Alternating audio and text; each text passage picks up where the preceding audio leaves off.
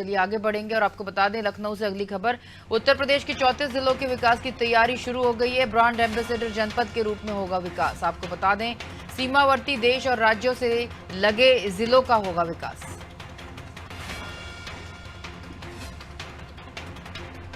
आपको बता दें पर्यटन, संस्कृति और औद्योगिक श्रेणियों में बांटकर होगा विकास। जिलों में टूरिस्ट सेंटर, होटल चेन, यात्री प्लाजा होंगे विकसित। अस्पताल, स्कूल, अत्याधुनिक बस अड्डे के साथ बेहतर होंगी सड़कें। अगली बड़ी खबर आपको बता रहे हैं लखनऊ से।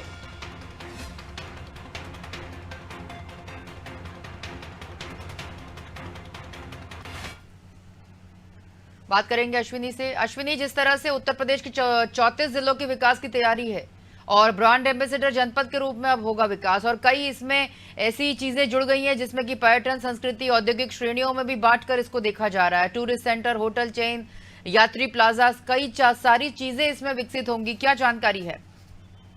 बिल्कुल, देखिए एक बड़ी पहल उत्तर प्रदेश सरकार की तरफ से किया जा रहा है कि उत्तर प्रदेश की वो 34 जनपद जो कहीं न कहीं विकास की मुख्य धारा से पूरी तरीके से नहीं जुड़ पाए हैं, उनको विकसित करने के लिए अब ब्रांड एम्बेसडर योजना के तहत जो अभियान चलाया जाएगा। और ऐसे में तमाम ऐसे जिले हैं जो कई राज्यों से जुड़ते हैं, कई नेपाल के बॉर्डर से भी जुड़ते हैं, तो उनका विकास कैसे हो उसको लेकर अब जो है कि पूरी कार्य योजना तैयार किया जा रहा है, जहाँ पर स्कूल होंगे, हॉस्पिटल्स होंगे, मॉल्स होंगे, ये तमाम चीजें होंगी। साथ ही पर्यटन की दृष्टि से अगर हम बात करें तो पर्यटन को लेकर, यातायात को लेकर, तमाम चीजों को लेकर अब वहां पर विकास, डेवलपमेंट करने की बात किया जा रहा है। क्योंकि अब बात करें तो उत्तर प्रदेश में वन डिस्ट्रिक्ट वन प्रोडक्ट का अभियान, एक सफल अभियान उत्तर प्रदेश सरकार द्वारा चलाया जा रहा है कि एक जिला एक उत्पाद, यानी कि जिले की जो सबसे प्रमुख उत्पाद की चीज होती है उसका प्रमोट किया सरकार द्वारा किया जा रहा है और उसको एमएसएमई के माध्यम से एक नया प्लस दिया जा रहा है।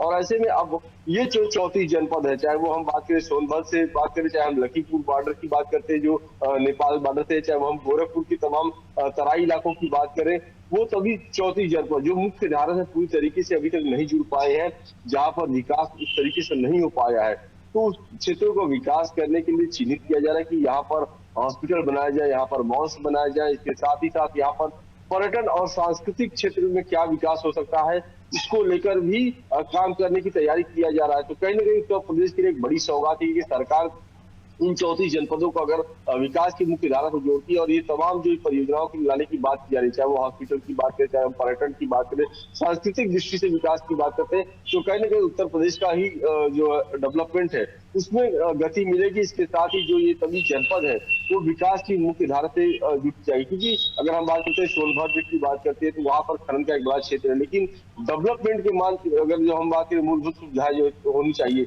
जैसे सड़क की बात करें या फिर हम स्वास्थ्य के लिए हम बात करते हैं, हॉस्पिटल अच्छे नहीं है, अच्छे कॉलेज नहीं रहते हैं। वहीं लखीमपुर क्षेत्र की अगर बात करें, जो तराई क्षेत्र है, वहां पर भी इस तरह की सुविधाएं, अभी मूलभूत सुविधाएं जो होनी चाहिए वो उतनी अच्छी नहीं है।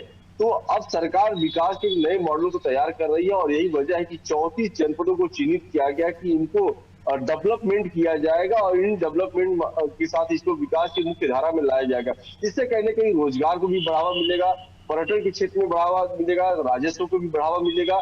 तो इन तमाम योजनाओं को लेकर एक बड़ी पहल उत्तर प्रदेश सरकार की तरफ से किया जा रहा है कि जो वो जनपद विकास की मुख्य धारा से पूरी तरीके से नहीं जुड़ पाए, उनको भी विकास की मुख्य धारा से जोड़ने का काम जो है वो उत्तर प्रदेश सरकार करने जा रही है।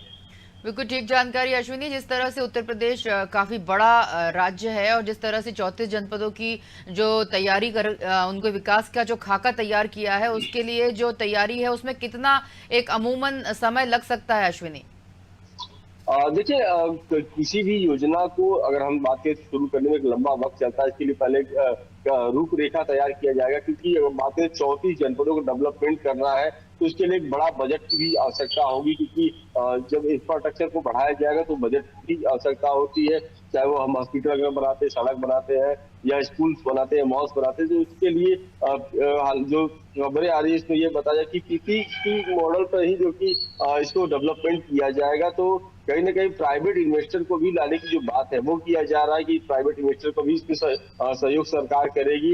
इसके साथ ही तमाम वो स्थान मुहैया कराई कि अगर आप वहां पर हॉस्पिटल बनाना चाहते हैं, अगर आप वहां पर स्कूल बनाना चाहते हैं, मॉल बनाना चाहते हैं, तो उसके लिए जमीन आवंटन किया जाएगा। कुल मिला जुला कर हम बात करें तो डेवलपमेंट करने के लिए 34 जिले हैं, तो एक लंबा वक्त लग सकता है। क्योंकि बड़ा डेवलपमेंट का एक रेखा जो है वो सरकार की तरफ से रखा गया है। लेकिन ये जरूर कहा जा रहा है कि बहुत जल्द ही इसकी शुरुआत होने वाली है। तो एक अच्छी खबर ये है कि बहुत जल्द ही इन 34 जनपदों को विकास के उस मॉडल से जोड़ा जाएगा जिसकी बात अन्य जनपदों में किया जा रहा है, क्योंकि तमाम ऐसे उत्तर प्रदेश के जनपद जो विकास की मॉडल में या फिर हम बात करें स्मार्ट सिटी में काफी आगे चल रहे हैं। तो उन दर्जे पर लाने के लिए कोशिश किया जा रहा है कि ब्रांड एम्बेसडर बनाकर इन 34 जनपदों को उस लाइन में लाया जाए, ताकि उत्तर प्रदेश के सर्वांगीण विकास की जो बात मुख्यमंत्री योगी आदित्यनाथ हमेशा करते रहे हैं, तो उत्तर प्रदेश के सभी 75 जनपद हों उन पर फोकस कर रहे हैं कि अब एक साथ 75 जनपदों को विकास की इस मॉडल के साथ तैयार किया जाए, ताकि जो एक लक्ष्य भी रखा गया है सरकार की तरफ से कि $1 ट्रिलियन इकोनॉमिक डॉलर का मुख्यमंत्री योगी आदित्यनाथ ने रखा है। तो इसका एक पैमाना ये है कि जब ये भी जनपद विकास के उस मॉडल से जुड़ेंगे तो तभी डेवलपमेंट होगा, रेवेन्यू आएगी और कहीं ना कहीं जो सरकार का एक $1 ट्रिलियन इकोनॉमिक डॉलर का लक्ष्य है उस लक्ष्य को पूरा करने में बड़ा ही मददगार साबित होगा। बिल्कुल ठीक जानकारी अश्विनी, आप बने रहिए अगली खबर पर भी हमारे साथ।